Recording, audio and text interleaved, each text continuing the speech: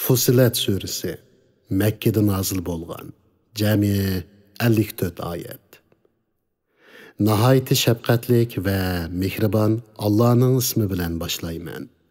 Amin. Bu nahayeti şefqatlik, mehriban Allah tarafından nazil kılıngan vahiydir. Ayetleri uçuq bayan kılıngan kitaptır. Biladigan kavim üçün nazil bolgan Arapça Kur'andır. Möminlərə cənnət bilən xuş xəbər bərgüçüdür.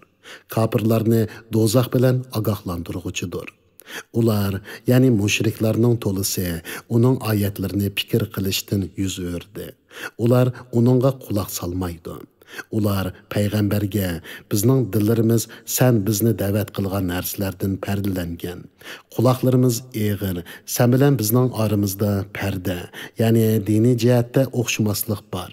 Sən öz işini qıl, bizmi həqiqətən öz işimizni qılaylı. Yəni sənmi öz dinin bilən bol, bizmi öz dinimiz bilən bolaylı deydi. Sən o müşriklərə, mən sizlərə oxşaş insanman. Mana ilahinglar bir ilahdır, deb vahiy qılınıdı.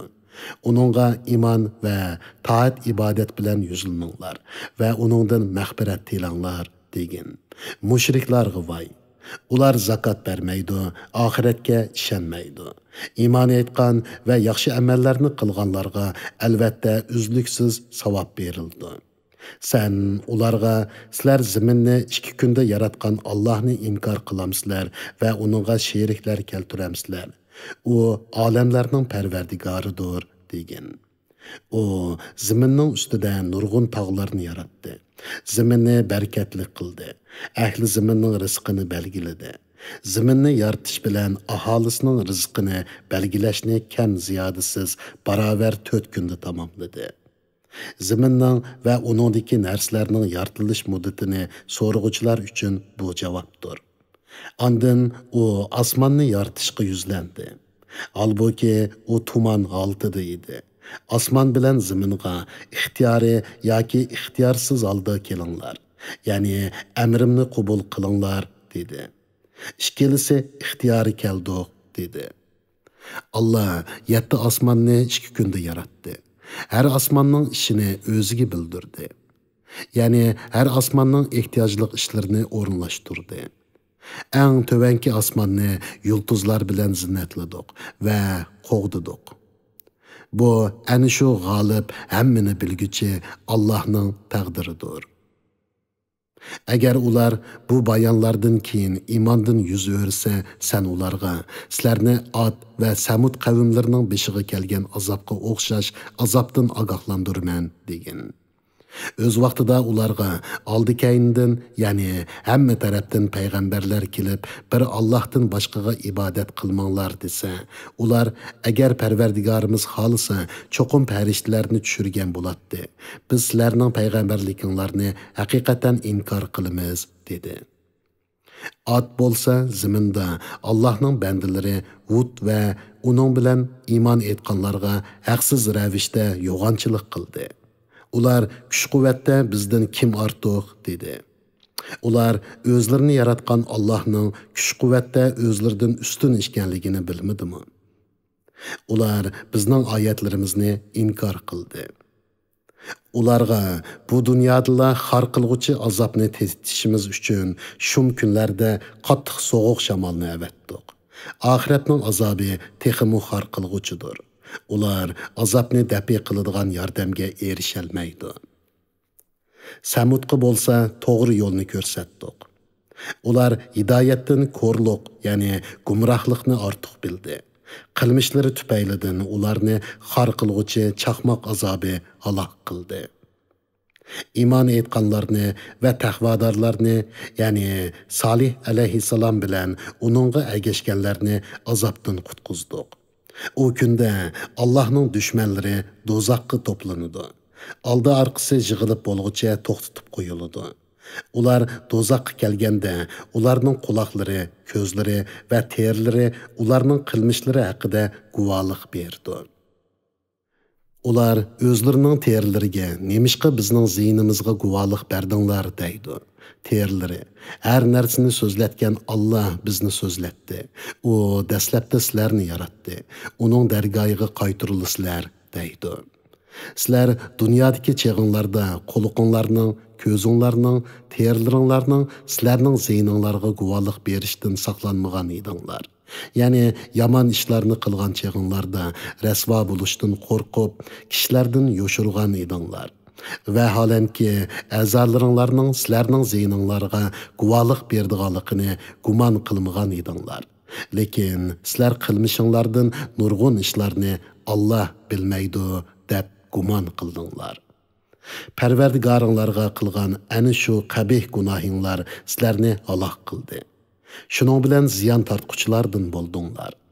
Agar ular azobga chidasa, chidamchanlikning foydasi yo'q. Do'zax ularning joyidir. Agar ular Allohdan rozilik tilasa, hargiz rozilikka erisholmaydi. Ularga biz shaytonlardan do'stlarni musallat qildik. Ular, ya'ni shaytonlar ularga oldi-keynidagi narsalarni, ya'ni ularning hozirgi va kelgusidagi qabih amallarini chiroyli ko'rsatdi. Ularga ulardan ilgari o'tgan insonlardan va jinlardan bo'lgan gunohkor shaqiy ummatlar qatorida azob so'zi tegishlik bo'ldi. Chunki ular ziyon tortquchilar edi. Kafirlar, bu Qur'onga quloq solmanglar, uni ilishtirib etinglar. Sizlar g'alaba qilishinglar mumkin deydi. Biz kafirlarga cho'qim qattiq azobni tetitimiz. Biz ularning yomon qilmishlariga eng qattiq jazo beramiz. Allohning dushmanlariga beriladigan jazo ana shu do'zaxdir. Ularning mangulik turadigan joyi do'zaxdir. Bizning oyatlarimizni inkor qilganliklari uchun ularga shundoq jazo beriladi. Kafirlar, Parvardigorimiz insonlardan va jinlardan bizni ozdirganlarni bizga ko'rsatgin. Ularning eng xorlardan bo'lishi uchun ularni oyoqlarimizning ostida chaylaymiz dedi. Şübhəsizki Parvardigorimiz Allah'tır deganlar, ondan to'g'ri yo'lda bo'lganlarga farishtalar tushib, qo'rqmanglar, g'am qilmanglar. Sizlarga va'da qilingan jannat uchun xo'shal bo'linglar. Biz dunyoda, oxiratda sizlarning do'stlaringlarmiz. Jannatda sizlar uchun ko'nglinglar tortgan narsalarning hammasi va teligan narsalarning hammasi bor. Ular nahayeti məğfiret qılğucu, nahayeti mehribon Allah tərəfindən berilgan ziyafətdir deydi. Allahqa, yəni Allah'ın təvhidiga və taatiga dəvət qılğan, yaxşı əməllərini qılğan və mən həqiqətən musulmanlardan mən degan kişidinmi yaxşı sözlük adam barmı? Yaxşı iş bilan yomon ish barobar bo'lmaydi. Yaxshi xislat orqali yomon xislatga taqobil turg'in. Shunda qilsang, sen bilan o'zining orasida adovat bor odam go'yo sirdosh do'stingdek bo'lib qoladi. Bu xislatga faqat savrchan odamlarla erishalaydi. Bu xislatga faqat buyuk nesivi egisila erishalaydi.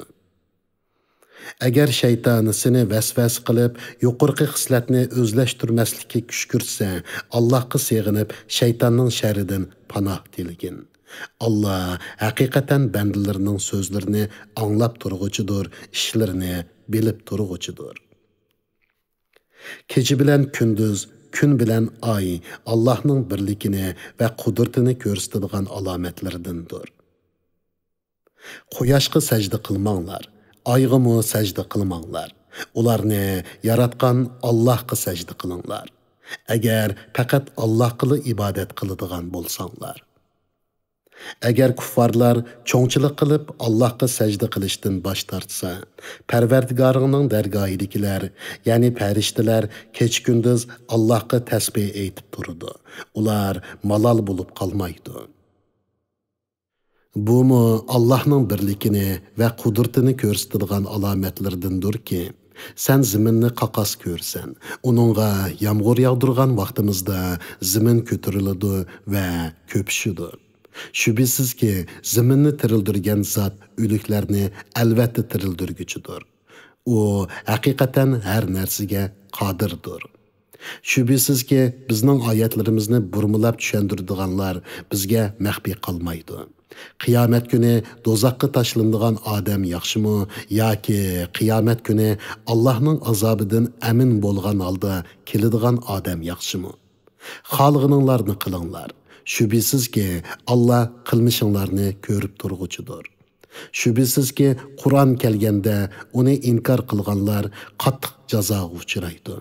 Shubhisizki Qur'on g'olib kitobdir. Uningga oldidanmi, orqasidanmi, ya'ni hech qaysi tarafidan botil yuzlanmaydi.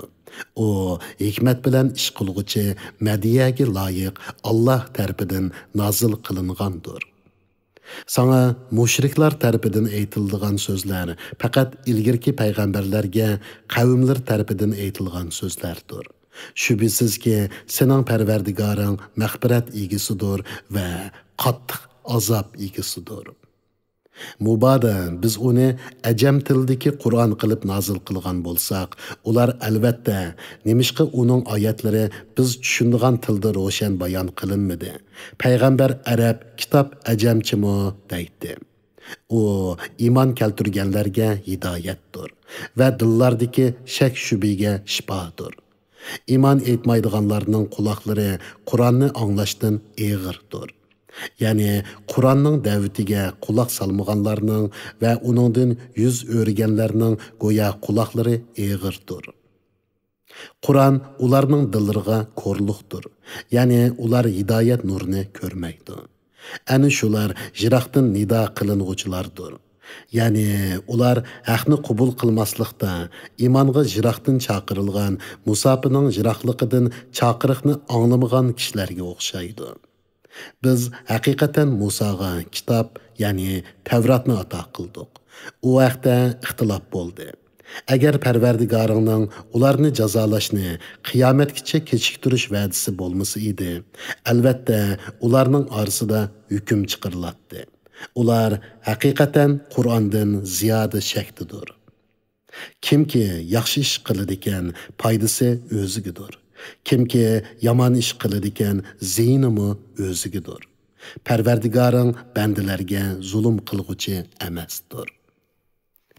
Qiyomatning vaqtini bilish faqat Allohga xosdir. Ya'ni qiyomatning qachon bo'lganligini Allohdan boshqa kishi bilmaydi. Mevlarning bo'g'inlaridan chiqishi, har qanday kishining homildor bo'lishi va tug'ishi Allohning ilmining sirtida emasdir. U kunda Alloh ularga mening sheriklarim, ya'ni sizlar menga sherik keltirgan narsalar qayerda deb nido qiladi. Ular sana ma'lum qilamizki, aramizda hech kishi sening sheriking bor deb guvohlik bera olmaydi deydi. Ular ilgari, ya'ni dunyodagi chog'da cho'qingan ma'budlari ulardan o'zlarini chetga oladi. Ular Allohning azobidan qochadigan joy yo'q ekanligini aniq biladi. İnsan o'ziga yaxshilik tilashdan zerikmaydi. Agar uningga biror yomonlik yetib qolsa, Allohning rahmatidan to'limi umidsizlanib ketadi. Agar biz uningga kulfatdan keyin rahmatimizni tetitsak, u cho'qim bu o'zimning tirishchanligimdan kelgan. Qiyomatning bo'lganligiga ishonmayman. Mubada qiyomat bo'lib, men Parvardigorimga qaytarilgandimi, uning dargohida cho'qim jannatga erishman deydi. Albatta kofirlarga qilmishlarini xabar qilamiz va ularga qattiq azobni tetitamiz. İnsonga ne'mat ato qilsak, Parvardigorga shukr qilishdan yuz o'riydi. Allohning amriga bo'ysunishdan bosh tortib, akavurlashib ketadi. Agar uningga yomonlik yetsa, Allohga yuzlanib uzluksiz duo qiladi. Ey Muhammad, aytqinki, aytib beqinglarchi. Qur'on men aytgandek Alloh tarafidan nozil bo'lgan bo'lsa, sizlar o'ylamasdinla uni inkor qilsanglar, holinglar qandoq bo'ladi? Haqdan jiroq ixtilofda bo'lgan kishidinmi gumroh odam bormi? Ya'ni sizlardinmi gumroh odam yo'q? Ularga biz toki ularga Qur'onning haq ekanligi aniq bo'lguncha osmon zamin atrofidagi va o'zlaridagi qudratimizga dalolat qiladigan alomatlarni ko'rsatib turamiz. Parvardigoringning hamma narsani ko'rib turadiganligi sening rostligingning dalili bo'lishqa ularga kifoya emasmi? Bilinglarki, ular haqiqatan Parvardigorga muloqot bo'lishdan shaklanadi. Bilinglarki, Allah hamma narsani haqiqatan to'liq bilib turg'uchidir.